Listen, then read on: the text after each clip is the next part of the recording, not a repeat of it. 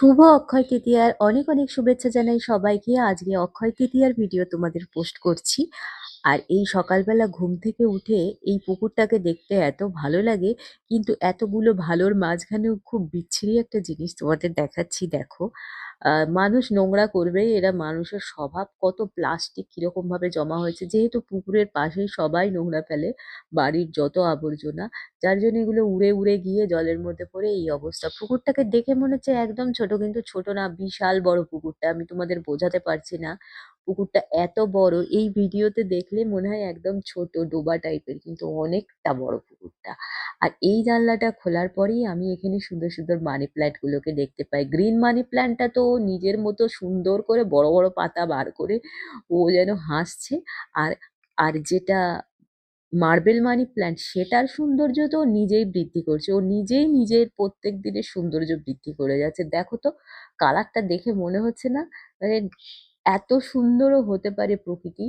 এত সুন্দর লাগে আমার এই মার্বেল মানি প্ল্যান্ট, আমি ভীষণ পছন্দ করি। আর তারপর গাছ থেকে এই লাউ দুটোকে পাড়া হয়েছে, এটা এমন জায়গায় হয়েছিল কেউ পারতে পারছিল না। লোক ডাকতে ডাকতে সেই লাউ অনেকটা বেশি লম্বা হয়ে গেছে, বড় হয়ে গেছে। বেশি পাকালেও ভালো লাগে না, তবে খুব বেশি পাকেনি।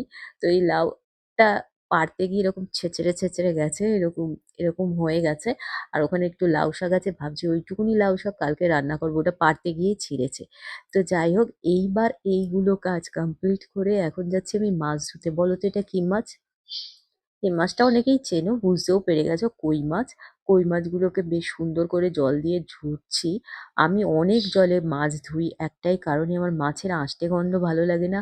আর মাছ থেকে না একটা নাল হড়হড় করে, তারপরে কেমন হয়, সেটা আমার একদম পছন্দ না। তার থেকেও বড় কথা, মাছের গায়ে যদি লাল লাল ব্লাড লেগে থাকা মানে একদম ভালো লাগে না। ওই লাল লাল লাল লাল ফুলকোর কাছে বিশেষ করে থাকলে, সেজন্য আমি যতটা সম্ভব ঘষে ঘষে ওটা ধোয়ার চেষ্টা করি। ওই জিনিসটা অনেকে দেখি ফুলকো আবার রেখে দেয়, জানো। আমি একদিন ভিডিও দেখছিলাম, ওর মধ্যে মাছের ফুলকো, বাটা মাছ কিনেছিল হয়তো, রেখে দিয়েছে। হয়তো তাদের টেস্টটা ভালো লাগে মাছের, ওই জন্যই রেখেছে। কিন্তু ওগুলোকে ধোয়নি ভালো করে, আমি দেখেই বোঝা যাচ্ছে। হয়তো ওরকম টেস্ট ভালো লাগে, আমার কারোর প্রতি নিন্দা করার কোনো ইন্টারেস্ট নেই। আমি জাস্ট বোঝাচ্ছি যে ওই রকম লাল লালটা আমি পছন্দ করি না, ওই জন্য ভালো করে মাছ ধুই। মাছের গন্ধ খুব পছন্দ করে অনেকে, আমার অতটা পছন্দ না। সেজন্য যতটা সম্ভব ধুয়ে পরিষ্কার করে ২-৩ বার করে জল ঝরিয়ে আবার সেটাকে ভালো করে ধুয়ে তারপরে মাছগুলোকে আমি রান্নার জন্য নিয়ে যাই। একদম দেখো ঘষে মেজে একেবারে সব তুলে দিয়েছি। তাও আরো ১ বার ২ বার ধোবো, সেটা আর তোমাদের দেখালাম না। তো এবার আমি উঠছি ওপর ঘরে। আমার অবস্থাটা দেখো, এই বাস্কেটটার মধ্যে এই জামা কাপড়গুলো ছিল, ইঁদুরে একেবারে নোংরা করে শেষ করে দিয়েছে। কিন্তু সবচেয়ে সৌভাগ্যের কথা হলো, আমার একটা জিনিসও কাটেনি। আর এই ইঁদুরের পটি বেরিয়েছে এত, এগুলোকে ঝাড় দিয়ে আমি ফেলছি। এইগুলো ছোট ছোট কি কুচো কুচো করেছে জানি না কোথা থেকে এনে। তবে আমার জামা কাপড়গুলো একদম অক্ষত আছে, এটা দেখে আমি শান্তি পেলাম। থ্যাংক ইউ ইঁদুর। তো যাই হোক, দেখো এখানে এই ওয়ার্ড্রপটাকে আমি সুন্দর করে গুছিয়ে দিয়েছি, খাট একদম পরিষ্কার করে দিয়েছি, যা যা খাটে আবর্জনা ছিল। আর তুমি এই ওয়ার্ড্রপটা তোমাদের দেখাই, ভালো করে দেখো। এইখানে আমার এই যে, এখানে শুধু সালোয়ার আর কুর্তি রয়েছে, এইগুলোকেই এখানে রেখেছি এইভাবে। আর এখানে কয়েকটা ব্লাউজ যেগুলো ছিল ওগুলোকে গুছিয়ে এখানে রাখলাম এই বাস্কেটটার মধ্যে। দেখা যাক, নির্দিষ্ট জায়গায় রাখবো। আর এই নিচের তাকটা ভালো করে এখনো গোছানো হয়নি, ওটাকে গোছাতে হবে। এই তাকটা ভালো করে গুছিয়েছি। এটা হলো আমার শুধুমাত্র পার্টি ওয়ার শাড়ি।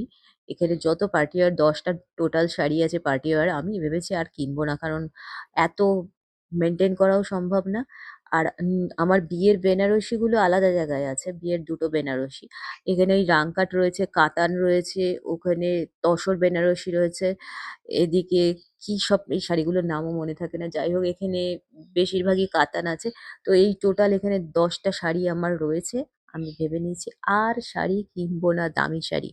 আর আমার ওই ২টো বেনারসি নিয়ে মোটামুটি ১২টা শাড়ি আমার পার্টি ওয়্যার রয়েছে। আর কেনার কোনো প্রয়োজনই নেই।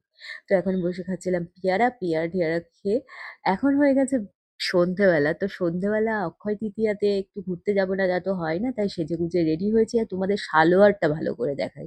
এই সালোয়ারটা আমি যেখান থেকে কিনেছি, আমি অনলাইনে এখন সালোয়ার কিনি বুটিক থেকে।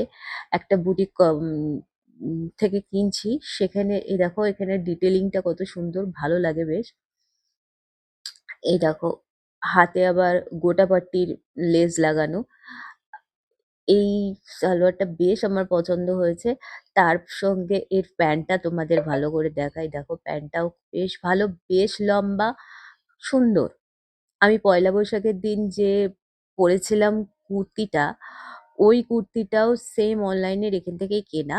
আর ওই কুর্তিটার উম বিশেষত ওই হাতের কাজ থাকে, প্যাচওয়ার্ক হাতের কাজওয়ালা ড্রেস আমার ভীষণ পছন্দের। তো এই সালোয়ারটা পরে আমাকে কেমন লাগছে তোমরা তো অবশ্যই আমাকে কমেন্ট বক্সে লিখে জানিও। তো আমি এখন যাই একটু ঘুরু করে আসি আর হালখাতা যেখানে নিমন্ত্রণ আছে সেটা কমপ্লিট করে আসি। এই যে চলে এসেছি আমি বাড়ি। বাড়ি এসে দেখাচ্ছি তোমাদের কি পেলাম। আগে সেটা তো দেখতে হবে। প্রচুর মিষ্টি দেয়। মিষ্টি আমি সেরকম খাই না। তবুও অনেক মিষ্টি দিয়েছে। এখানে টোটাল ১০ টা মিষ্টি আছে। ভ্যারাইটি মিষ্টি রয়েছে।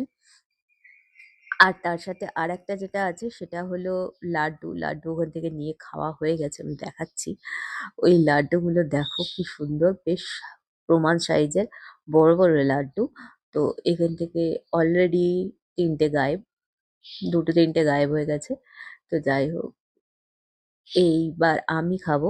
আমার খাওয়ার পালা। তো লাড্ডুটা দেখো কত বড়।